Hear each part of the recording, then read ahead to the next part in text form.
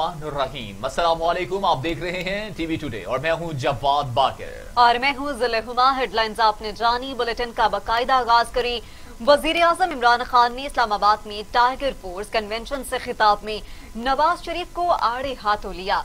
वजीर आजम ने कहा, नवाज शरीफ ड्रामेबाजी करके लंदन गए। नवाज शरीफ ने ऐसा ड्रामा किया कि शीरी मजारी भी अपने आंसुओं पर काबू न रख सकी। जी बिल्कुल, मजबूरी तौर पर हमने नवाज शरीफ को बैरून मुल्क जाने की इजाजत दी। नवाज शरीफ बैरून मुल्क बैठकर पाक फौज पर तनकीद कर रहा है। पाक फौज मुल्क कौम के दिफा के लिए कुर्बानियां देती है। नवाज शरीफ वापस आए, इनको आम आदमी की जेल में डालूंगा, अब इनसे कोई रियायत नहीं होगी।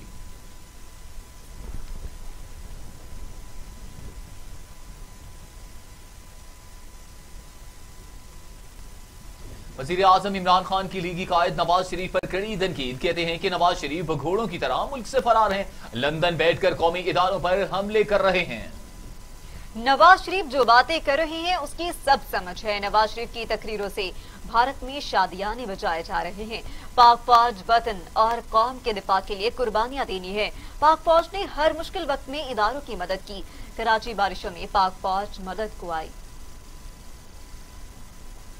जो चीनी बनाने वाले जो शुगर मिल्स हैं वो थोड़े से लोग हैं और ज्यादातर वो सबसे ताकतवर लोग हैं। दोनों शरीफ खानदान की भी शुगर मिल्स हैं और जरदारी की भी शुगर मिल्स हैं। इसका मतलब ये अब तक शुगर मिल्स को किसी ने नहीं पूछा था। जो भी वो कीमत देते थे वो चाहते थे, जो कीमत का वो फैसला करते थे वो कीमत आ जाती थी। पहली दफा एक बड़ी डिटेल तफसील में इंक्वायरी हुई है, हमें सब चीजें पता चल गई हैं और इंशाल्लाह ये भी मैं आज अपनी कौम के सामने कहता हूं कि जो अब हम प्लान लेके आ रहे हैं, आगे आपको इस तरह महंगी चीनी नहीं मिलेगी। सर्कस के ऊपर बात करूंगा, बड़ा एंजॉय करेंगे, ये मेरा वादा है आपसे।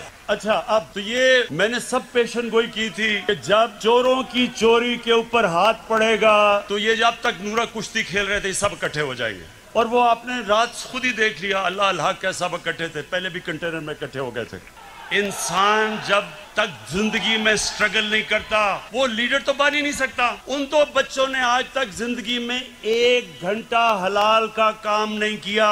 वो आज जाके लेक्चर दे रहे हैं। दोनों 1 घंटा उन दोनों ने पैसे बनाने के लिए हलाल का काम नहीं किया। पले किसके ऊपर हैं? अपने दोनों बापों की हराम की कमाई के ऊपर पले हुए हैं। 11 की टीम होती है, 12वें को 12th मैन कहते हैं। जो 12th मैन है उसके ऊपर मैं क्या बात करूं। अब मैंने जो असल बात करनी है वो जो लंदन में आज बैठ के जो कल गुफ्तगू की, मैं उसके ऊपर बात करना चाहता हूं।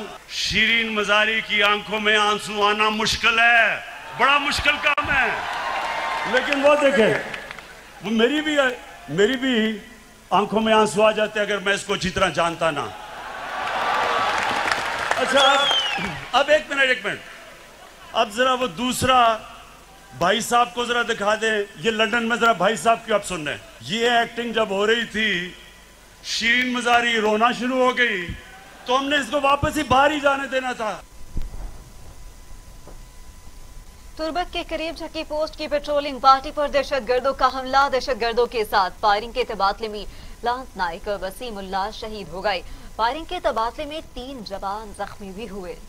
गुज़श्ता 5 रोज के दौरान 22 जवानों ने जामे शहादत नोश किया है। वतन का नाज वतन पर कुर्बान हो गए। आपको बताएं कि लांस नाइक वसीमुल्लाह शहीद हो गए।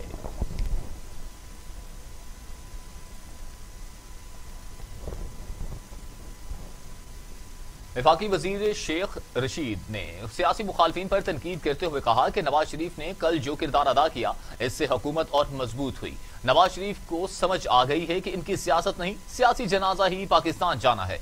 नून लीग दुश्मनों के एजेंडे पर चलेगी तो पाबंदी लग सकती है।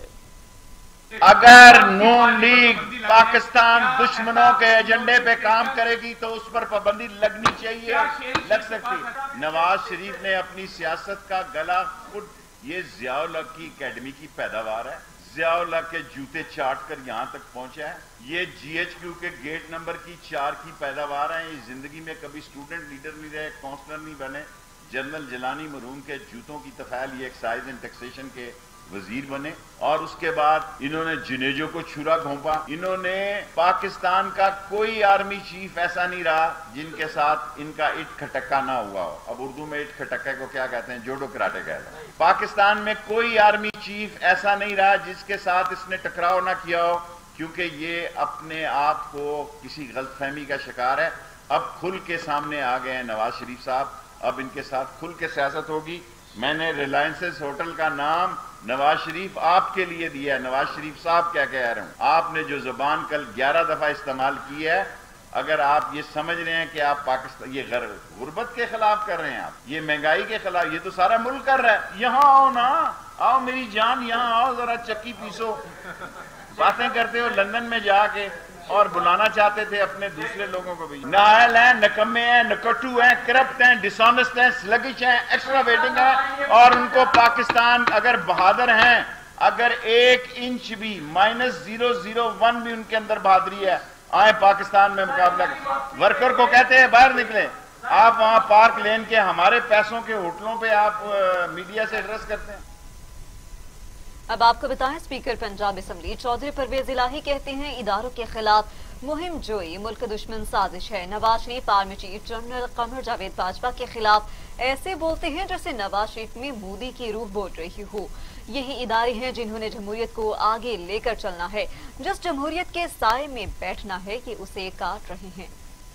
इदारे ही जो हैं वो मुल्क की अंदरूनी और बैरूनी साजिशों का भी मुकाबला जो होता है वैसे नहीं हो सकता जब तक हमारे अपने अदारे मजबूत नहीं होते। तो मैं हैरान हूँ, Nawaz Sharif army chief general Qamar Javed Bajwa के खिलाफ ऐसे बोले। मुझे तो लगा कि ये नवाज शरीफ नहीं बोल रहा, ये मोदी की रूह बोल रही है। इनके अंदर मोदी आ चुका है और वो ही बोल रहा है। नवाज शरीफ वही सबक पढ़ रहे हैं। कान खोल के सुन लें, मजबूत अदारे ही जमहूरियत की जमानत हैं, कोई गलत फहमी में न रहे।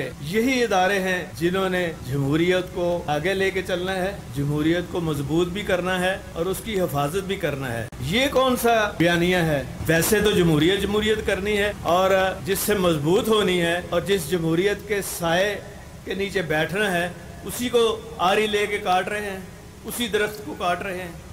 ये कौन सी जमहूरियत है? वज़ीर आज़म के मुआवन ख़ुसूसी बराए कौमी सलामती डॉक्टर मोईज़ यूसुफ कहते हैं कि पाकिस्तान की सिविल और अस्करी क़यादत एक पेज पर है। पाकिस्तान को हिंदुस्तान ने एक बयानिया बनाकर सारी दुनिया में तनहा करने का प्लान किया। पाकिस्तान का मकसद खित्ते में अमन का क़याम है। मशीर कौमी सलामती मोईज़ यूसुफ ने मीडिया से गुफ्तगू करते हुए कहा कि पाकिस्तान की सियासी और अस्करी क़यादत एक पेज पर है। पाकिस्तान खित्ते में अमन और खुशहाली के लिए ख्वाहिशा है। पाकिस्तान अफगानिस्तान में अमन का ख्वाह है। खित्ते में अमन, हमसायों के साथ अच्छे ताल्लुकात तरजीह है। इक़्तिसादी राहदारी खित्ते की तरक्की का मंसूबा है। मुआवन ख़ुसूसी मोईज़ यूसुफ का कहना था कि आलमी अमन के लिए पाकिस्तान की कुर्बानियां किसी से ढकी छुपी नहीं, मकबूजा कश्मीर में भारतीय मज़ालिम को उजागर कर रहे हैं। वज़ीर आज़म ने कहा कि भारत एक कदम बढ़ाएगा तो हम 2 बढ़ाएंगे। मोदी किसी और संत की तरफ कदम बढ़ा रहा है। उन्होंने कहा कि पाकिस्तान में भारतीय दहशतगर्दी के सबूत एक एक करके गिनवाए। भारत ने दुनिया भर में पाकिस्तान की साख को मुतासिर किया। मसले कश्मीर UN करारदादों के मुताबिक हल होना चाहिए। पाकिस्तान डेमोक्रेटिक मूवमेंट का हुकूमत मुखालिफ तहरीक का आगाज। 11 रुकनी इत्तेहाद के जलसे में ऑपोजिशन रहनुमा खूब गरजे। मरियम नवाज ने कहा कि इमरान खान करप्शन के राग अलापते हैं। उनकी करप्शन की दास्तानें सामने आ गईं तो लोग कानों को हाथ लगाएंगे। इमरान खान याद रखो, सपा पलटते देर नहीं लगती। बिलावल भुट्टो की भी वज़ीर आज़म इमरान खान और उनकी पॉलिसियों पर तनकीद की। मौलाना फजलुर रहमान ने कहा, जाली हुक्मरान अंजाम को पहुंचने वाले हैं। हुकूमत आने वाला दिसंबर नहीं देखेगी। जलसे में कारकुनान आपस में और रहनुमा पुलिस एहलकारों से उलझते रहे। PDM के जलसे में हिकमत अमली का फुकदान भी देखने को मिला। जलसा गाह में मरकजी क़यादत ताखीर से पहुंची, जिसकी वजह से खिताब सुनने बगैर ही कारकुनान का इनखला का सिलसिला शुरू हो गया। मरियम नवाज के खिताब के बाद कारकुनान जलसा गाह से जाने लगे। बिलावल भुट्टो जरदारी ने भी लंबी तकरीर की और जब मौलाना फजलुर रहमान की बारी आई तो कारकुनान की बड़ी तादाद स्टेडियम छोड़ चुकी थी। कराची में 5वीं नेशनल जुडिशल कॉन्फ्रेंस से खिताब करते हुए वफाकी वजीर कानून फरूक नसीम का कहना था कि साबिक वजीर आजम और पाकिस्तान मुस्लिम लीग नून के कायद मियां मोहम्मद नवाज शरीफ का तमाम बयानियां अदलिया पर हमला है, बर्दाश्त नहीं करेंगे। अदलिया के खिलाफ बिला वजह तनकीद की जाती है। पाकिस्तान के इदारे हमारी रेड लाइन है, रेड लाइन का सबको एहतराम करना होगा। करप्ट सियासी लीडरशिप की वजह से पाकिस्तान के हालात यहां तक पहुंचे। और कोई भी जी होश आदमी अगर अदलिया के बारे में ये बात करेगा तो या तो उसको इल्म नहीं है या जान के किसी को बेवकूफ़ बना रहा है। क्या ऐसे जजों को जो आपके सामने बैठे हैं कोई ज़बरदस्ती फैसले करवा सकता था? नहीं। और ये फैसले जो भी हुए कोई मार्शल लॉ नहीं लगा हुआ था, मिलिट्री गवर्नमेंट नहीं थी, डेमोक्रेटिक गवर्नमेंट थी। और किसकी थी? PMLN की थी, उनकी अपनी गवर्नमेंट थी। तो ये तमाम का तमाम बयानियाँ ये दरअसल it's an attack on the judiciary. और आप लोग बुकला हज़रात देखिए, हम इसको बर्दाश्त नहीं करेंगे। पाकिस्तान की जो इंस्टीट्यूशंस हैं ये हमारी इज्जत है, हमारी रेड लाइन है, ये किसी भी तरह हम इसको बर्दाश्त नहीं करेंगे। ये फैसला सिर्फ मेरा नहीं हो सकता, ये फैसला हम सबका होगा कि पाकिस्तान को अगर आगे लेके चलना है तो पाकिस्तान की जो रेड लाइंस हैं उनको रिस्पेक्ट करना होगा। बिल्कुल सही कहा इन्होंने, chief justice, former chief justice Jamali साहब ने बिल्कुल सही कहा कि करप्ट पॉलिटिकल लीडरशिप की वजह से पाकिस्तान यहाँ आए जहाँ है। और ये करप्ट पॉलिटिकल लीडरशिप ये हमारा नसीब नहीं हो सकती। जिस कुर्बानियों से पाकिस्तान बना है ये हमारा नसीब नहीं हो सकती। पाकिस्तानियों ने इस निज़ाम को रिजेक्ट कर दिया है। किसी भी तरह इस करप्ट फरसूदा पॉलिटिकल लीडरशिप को दोबारा एक्सेप्ट नहीं किया जा सकता और यही इस कौम का फैसला है। देखिए, वज़ीर दिफा परवेज खटक की अपोजिशन पर कड़ी तनकीद, कहते हैं कि अपनी चोरी बचाने के लिए तमाम अपोजिशन जमातें इकट्ठी हो गई। ये चाहते हैं कि कोई इनसे लूटी दौलत का ना पूछे, इनसे लूट मार का पूछा जाए तो कहते हैं कि जमहूरियत को खतरा है। विफाकी वज़ीर दिफा परवेज खटक ने सवाबी में जलसे से खिताब में कहा, अपोजिशन को सिर्फ जाती मुफाद अजीज है, ये चाहते हैं कि किसी तरह उनकी दौलत बच जाए। उनकी ख्वाहिश है कि नैब को खत्म कर दिया जाए। ये सब कौम को बेवकूफ बनाकर लंदन चले गए, बैरून मुल्क बैठकर इदारों के खिलाफ बातें करते हैं। जितनी मर्जी बातें कर लें, आपने एक दिन पकड़े ही जाना है। इमरान खान वाहिद लीडर हैं जिनका कोई जाती मफाद नहीं। परवेज खटक ने कहा, मुल्क को मुआशी मुश्किलात का सामना है, पाकिस्तान कर्जों में डूबा हुआ है। कोरोना ना आता तो मुल्क की मईशत मजीद बेहतर होती। स्पीकर कौमी असम्बली असद कैसर कहते हैं कि आवाम ने अपोजिशन के बयानियों को मुस्तरद कर दिया। अपोजिशन के पास आवाम के लिए कोई प्रोग्राम नहीं। स्पीकर कौमी असम्बली असद कैसर ने भी PDM के जलसे के रद्द अमल में जलसे से खिताब के दौरान कहा कि अपोजिशन पर आवाम को एतमाद नहीं, आवाम ने अपोजिशन को यकसर मुस्तरद कर दिया है। ये सब अपनी करप्शन बचाने के लिए एक प्लेटफॉर्म पर जमा हुए, जबकि आवाम की वाहिद उम्मीद तहरीक इंसाफ और इमरान खान है। स्पीकर असद कैसर ने कहा, जनवरी में इंसाफ कार्ड शुरू कर रहे हैं। इंसाफ कार्ड के तहत हर घर को 10 लाख रुपए दिए जाएंगे। वजीर साइंस फवाद चौधरी कहते हैं कि पाकिस्तान के इदारों पर तनकीद भारत का एजेंडा है। इदारों पर नवाज शरीफ की तनकीद ऐसी है जैसे रूठी हुई महबूबा हो। जलसे में कश्मीर और कुलभूषण पर कोई बात नहीं की गई। नवाज शरीफ खतरनाक बयानिए पर काम कर रहे हैं, ये बयानिया नाकाम होगा। नवंबर 2011 में इमरान खान साहब ने अपना एक टीवी इंटरव्यू में ये प्रेडिक्शन की थी कि जब भी एहतसाब शुरू होगा ये सारे इकट्ठे हो जाएंगे। और कल हमने देखा कि अमीर ज़ादों के नाखलफ बच्चे किस तरीके से गुफ्तगू कर रहे थे और किस तरीके से ये बिगड़े हुए अमीर ज़ादे अवाम को और फौज को ललकार रहे थे। मैं ये समझता हूँ कि शिबली फराज साहब ने जिस तरह से बताया कि अगर 11 पार्टियां करोड़ों रुपया खर्च करने के बाद भी अगर 15 से 18,000 लोग ही जमा कर सकें, जबकि गुजरांवाला की अपनी आबादी जो है वो मिलियंस में है, और अगर आप गुजरांवाला डिवीजन को देखें तो वो करोड़ों से तजावज कर जाती है, और उस आबादी में से सिर्फ 15 से 18,000 लोग अपोजिशन इकट्ठे कर पाई।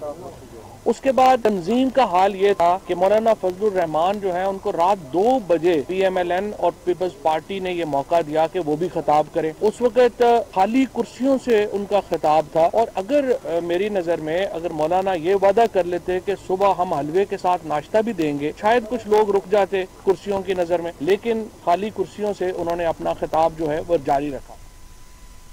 वज़ीर इत्तलात और नशरियात सेनेटर शिबली फराज कहते हैं अपोजिशन जमातों का पहला शो फ्लॉप हो गया, उनका कोई मुस्तकबिल नहीं।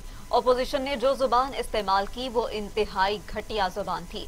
इदारों के खिलाफ दुश्मनों की जुबान इस्तेमाल की गई, इसकी इजाजत नहीं देंगे। अपोजिशन के पास कोई प्रोग्राम नहीं, उन्होंने आवाम के लिए कुछ नहीं किया। से तो चाहिए कि परवेज रशीद और राना सनाउल्लाह और खुर्रम दस्तगीर इस्तीफा दे दें। इन्होंने तो जिक्र किया हमारे दिसंबर का, इनका तो लगता है कि दिसंबर कल रात से ही शुरू हो गया। तो बात यह है कि जिस तरह से कल अपोजिशन ने जो जुबान इस्तेमाल की, खास तौर पे बिलावल भुट्टो ने, खास तौर पे ख्वाजा आसिफ ने इंतहाई घटिया जुबान इस्तेमाल की। बिलावल भुट्टो, आपसे ये तवक्को नहीं थी, लेकिन आपने ये साबित किया कि आप खवातीन के बारे में बात करके जितनी आप ये एक इतनी घटिया हरकत करेंगे, इससे हमें इसकी तवक्को नहीं थी। किस तरह से आपने खवातीन को इन्वॉल्व किया जिनका कि सियासत से कोई ताल्लुक नहीं है। आपकी अपनी वालदा भी बहुत वो सियासत करती थी। आपको इस चीज का एहसास नहीं हुआ कि जो जुबान आप इस्तेमाल कर रहे हैं वो मुनासिब है। और ख्वाजा आसिफ, उन्होंने तो बहुत ही घटिया काम किया। उन्होंने अपने कमाश की मुजाहिरापन कर दिया कि किस तरह से वो उनकी जो वो है सियासी जो उनकी कंस्ट्रक्शन है वो किस किस्म की है। पाकिस्तान के अवाम ये सब कुछ देख रहे थे। पीपल्स पार्टी करेगी मेजबानी कल के जलसे की। जलसे की तैयारियां कहां तक पहुंची, आपको बताएंगे ब्रेक के बाद। आप रहिए हमारे साथ।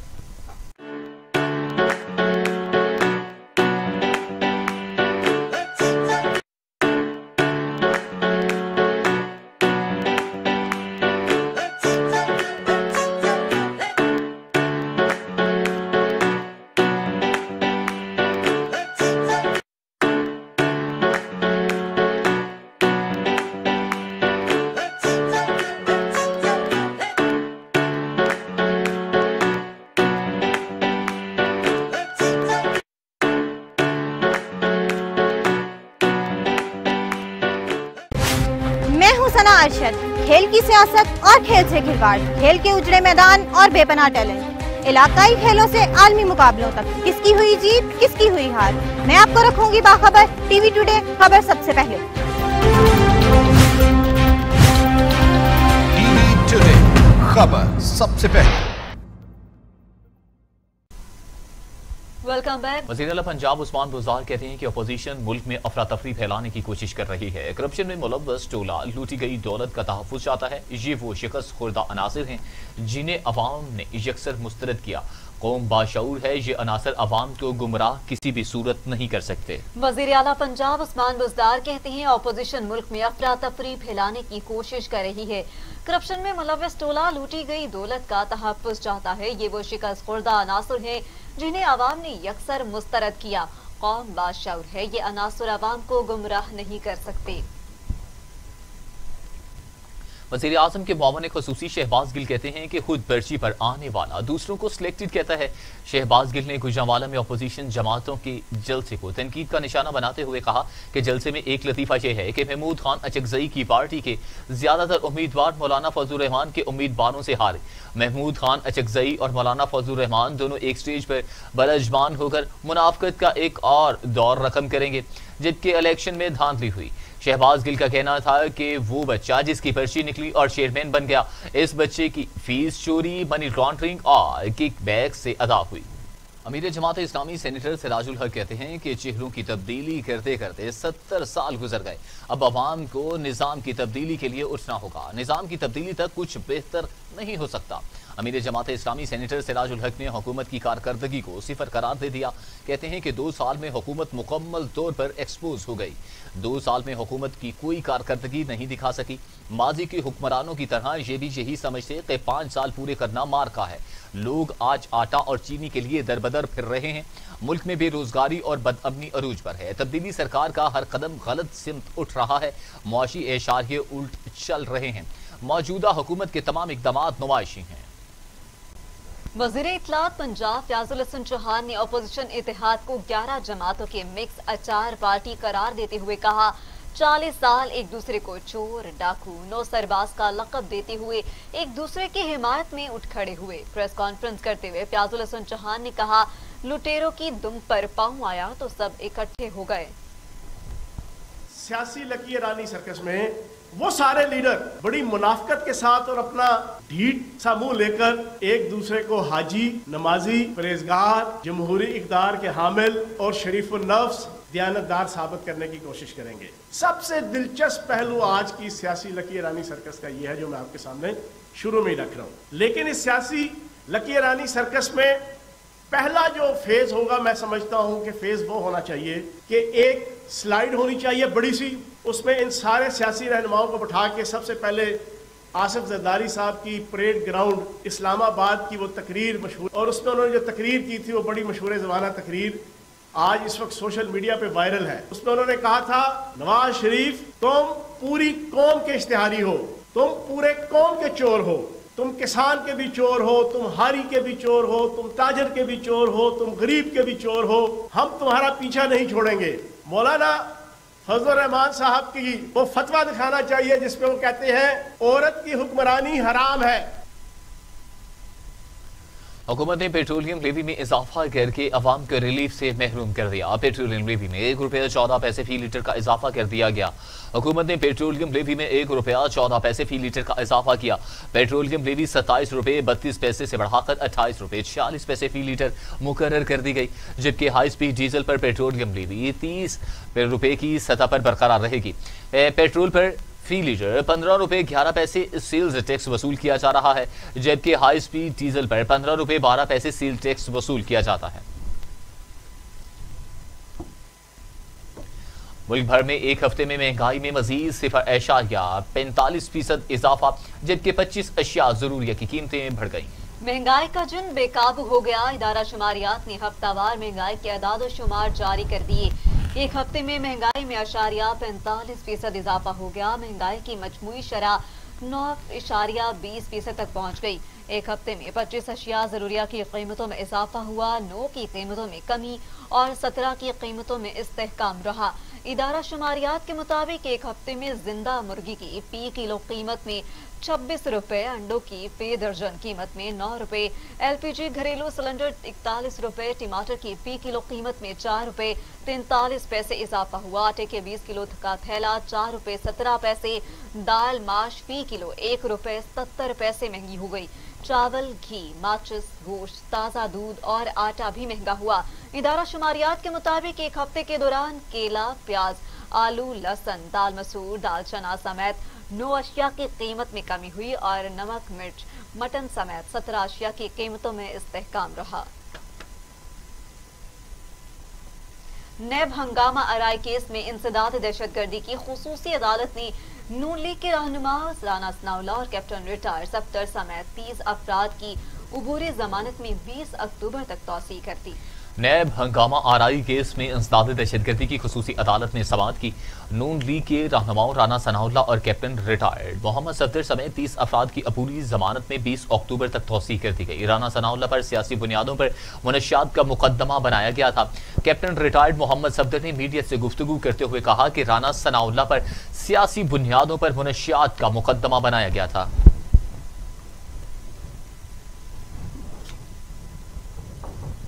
कराची साइट एरिया में कंपनी के केमिकल टैंक में काम के दौरान दम घुटने से 6 मजदूर जान की बाजी हार गए। कराची सनती इलाके साइट एरिया में कंपनी के अंदर केमिकल के टैंक में काम के दौरान 6 मजदूर जाँ बहक हो गए। लाशों को अब्बासी शहीद अस्पताल मुंतकिल कर दिया गया।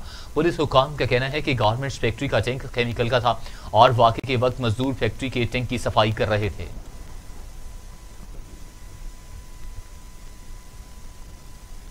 कराची गनी चौरंगी के करीब वाक़े रंग बनाने वाली फैक्ट्री में लगी आग को कई घंटों के बाद काबू पा लिया गया। कराची साइट एरिया में गनी चौरंगी के करीब फैक्ट्री में आग भड़क उठी।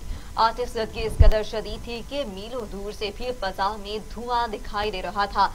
फायर ब्रिगेड हुकाम के मुताबिक आग पेंट बनाने वाली फैक्ट्री में लगी और पेंट के ड्रम्स फटे। आग की शिद्दत ज्यादा होने और धमाकों से अमले को आग बुझाने में मुश्किलात का सामना रहा। फायर ब्रिगेड इंतजामिया ने आग को तीसरे दर्जे की करार देकर शहर भर से फायर टेंडर तलब किए और कई घंटों पर मुहित ऑपरेशन के बाद इस पर काबू पा लिया। और यहाँ वक्त हुआ है एक मुख्तसर से ब्रेक का। हमारे साथ रहिएगा। मुझे चाहिए क्वालिटी एजुकेशन। मुझे डिग्री के बाद एक शानदार कैरियर पाथ। मुझे चाहिए अफोर्डेबिलिटी। मुझे चाहिए रिकग्नाइज्ड डिग्री। बेहतरीन फैकल्टी के साथ लाहौर लीड्स यूनिवर्सिटी मुमकिन बनाती है बिजनेस स्टडीज से लेकर कंप्यूटर साइंसेज, कॉमर्स से लेकर इंजीनियरिंग तक, क्वालिटी एजुकेशन, जॉब प्लेसमेंट और शानदार career path. Lahore Leeds university.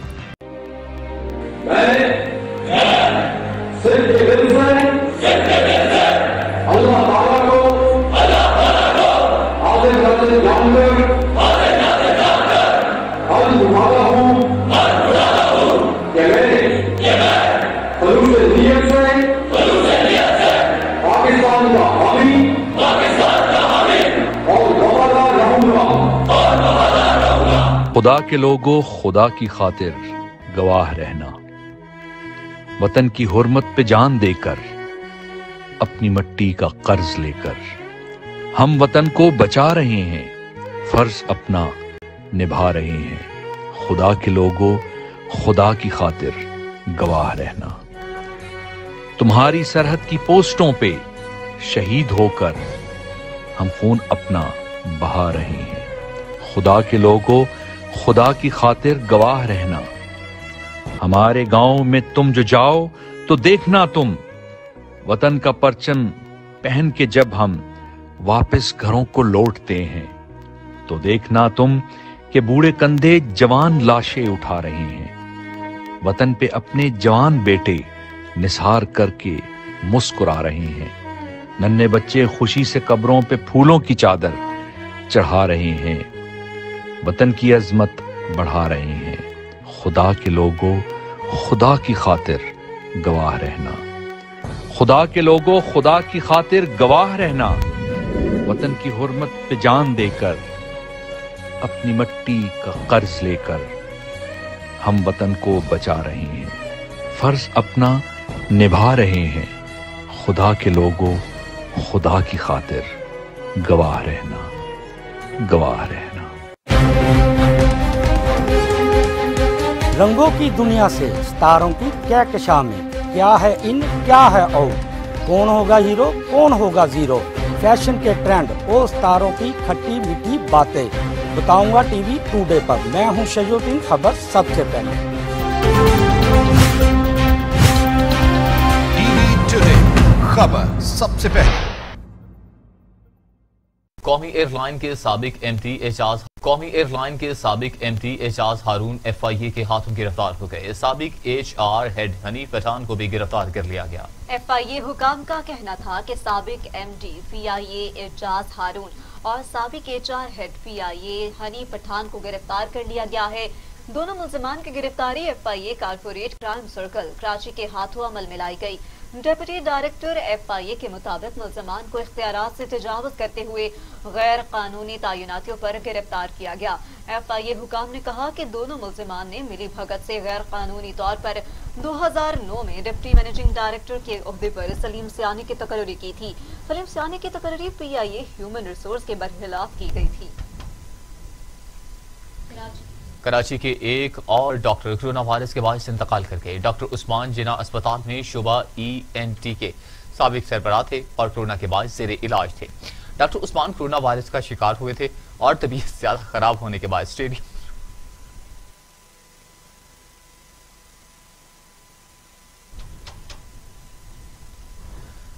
जबकि वो 1 साल कबल जिना अस्पताल से रिटायर्ड हुए थे, जबकि वो कोरोना की वजह से जेरे इलाज थे और इंतकाल कर गए।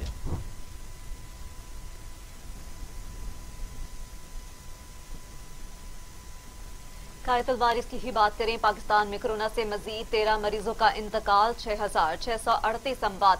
मजीद 805 अफराद में वायरस की तशखीस। मरीज 3,22,452 हो गए। 3,06,640 मरीज सेहतयाब।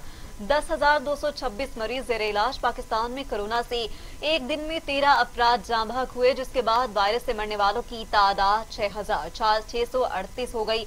पंजाब में 2,288, सिंध में 2,574, खैबर पख्तूनख्वा में 1,265, इस्लामाबाद में 194, बलूचिस्तान में 146, गिलगित बल्तिस्तान में 90 और आजाद कश्मीर में 81 मरीज जान से हाथ धो बैठे।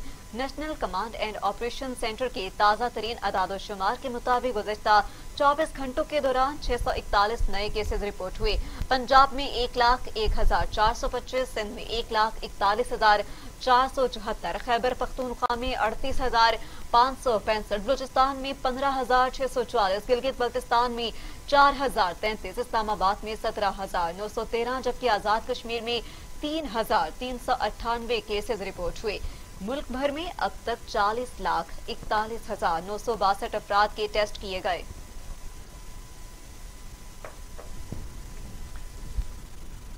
दुनिया भर में कोरोना से 11,09,000 हलाकतें हो गई। 3,95,00,000 मरीज हैं, जबकि अमेरिका में 2,23,000, ब्राजील में 1,53,229, भारत में 1,13,000, मेक्सिको में 86,000, रूस में 24,000 और सऊदी अरब में 5,144 अमवात हुई हैं।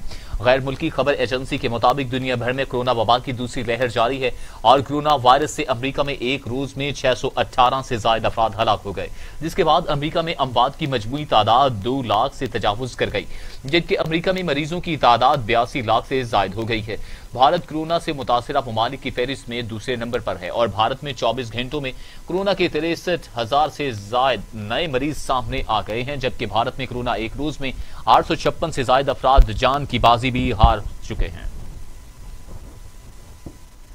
इस्लामाबाद में मुतालिबात की मंजूरी के लिए लेडी हेल्थ वर्कर्स का धरना जारी है। लेडी हेल्थ वर्कर्स का कहना है कि 10 निकाती एजेंडे पर किसी सूरत समझौता नहीं किया जाएगा। हुकूमत मुज़ाकरात में गैर संजीदा नजर आ रही है। इस्लामाबाद के डी चौक पर मुल्क भर से आई लेडी हेल्थ वर्कर्स का एहतजाजी धरना। धरने के शुरका की नारेबाजी। इस्लामाबाद इंतजामिया ने धरने की जगह को चारों अतराफ से कंटेनर्स और खारदार तारों से ब्लॉक किया, जबकि पुलिस की भारी नफरी भी वहां मौजूद थी। लेडी हेल्थ वर्कर्स के रहनुमाओं का कहना है कि काफी अरसे से ना तो उनकी तनख्वाहों में इजाफा किया जा रहा है और ना ही उनका सर्वे स्ट्रक्चर बनाया जा रहा है। लेडी हेल्थ वर्कर्स 5वें स्केल में भर्ती होती हैं और तमाम उम्र इसी स्केल में गुजार कर रिटायर्ड हो जाती हैं, जबकि रिटायरमेंट की उम्र तक पहुंचने तक भी उनकी तनख्वाह 18,000 रुपए से ज्यादा नहीं बढ़ती। 10 निकाती एजेंडे पर किसी सूरत समझौता नहीं किया जाएगा। हुकूमत मुज़ाकरात में गैर संजीदा नजर आ रही है।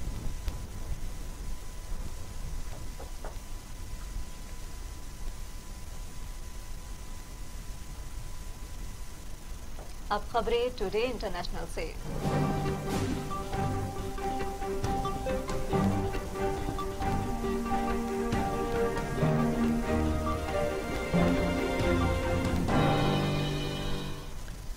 बरतानवी अदालत ने बानी MQM के जेर इंतजाम 6 ट्रस्ट के असासे मुंजमद करने का हुक्म जारी कर दिया। बरतानवी डेप्यूटी हाई कोर्ट जज पीटर नॉक्स ने असासे मुंजमद करने का हुक्म दिया। अदालती अहकामात के तहत बानी मुत्तहिदा और इनके साथी मुकदमे का नतीजा निकलने तक इन प्रॉपर्टीज में रह सकते हैं, ताहम इन्हें बेचना नहीं जा सकता। बरतानवी डिप्टी हाई कोर्ट जज पीटर नॉक्स के अहकामात पर मुंजमद की गई प्रॉपर्टीज में Abbey View House, High View और Garden first house, Wire Church Lane first house, Brookfield Avenue house, High View Gardeners second house, Wire Church Lane second house और MQM का फर्स्ट फ्लोर एलिजाबेथ हाउस दफ्तर शामिल है। असासों के हक में मुकदमा MQM पाकिस्तान ने दायर किया है, जिसका मौक़िफ़ है कि असासे इसकी मलकियत है और इन असासों की मलकियत 15 मिलियन पाउंड यानी तकरीबन 3 अरब रुपए से ज्यादा है, जबकि ट्रायल में चंद माह लगने का इम्कान है। न्यूजीलैंड में इंतखाबात का मार्का हुक्मरान जमात लेबर पार्टी के नाम रहा। जेसिंडा आर्डन की दूसरी बार भी वजीर आजम बनने की राह हमवार हो गई। ऑपोजिशन ने शिकस्त तस्लीम करते हुए लेबर पार्टी ने जेसिंडा आर्डन को मुबारकबाद दी। न्यूजीलैंड में वजीर आजम जेसिंडा की जमात लेबर पार्टी ने एक बार फिर मैदान मार लिया। लेबर पार्टी ने इंतखाबात में 50% नशिस्तें जीत कर वाज़ेह बरतरी हासिल कर ली, जबकि दूसरी तरफ हिज़्ब इख्तिलाफ सिर्फ 27% नशिस्तें हासिल कर सकी। उन्होंने लेबर पार्टी को फतह की तारीख करार दे दिया, जबकि लेबर पार्टी की जीत से जेसिंडा आर्डन की दूसरी बार 3 साल के लिए वजीर आजम बनने की राह हमवार हो गई।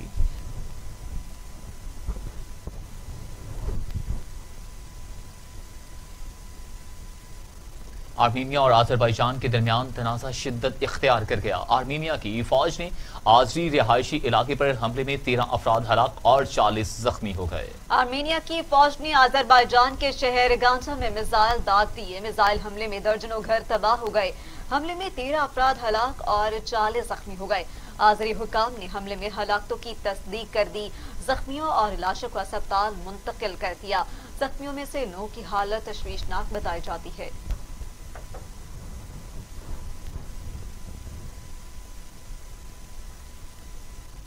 मलका बरतानिया ने कोरोना SOPs को हवा में उड़ा दिया। मास्क के अवामी मकामात का दौरा करने पहुंच गयी।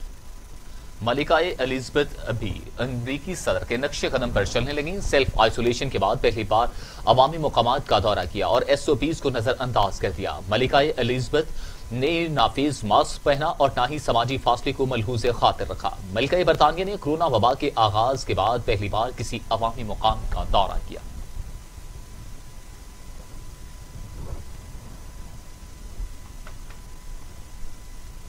और इसके साथ ही न्यूज स्टूडियो से फिलहाल इतना ही। मजीद खबरों और अपडेट के लिए देखते रहिए TV टुडे, क्योंकि खबर सबसे पहले।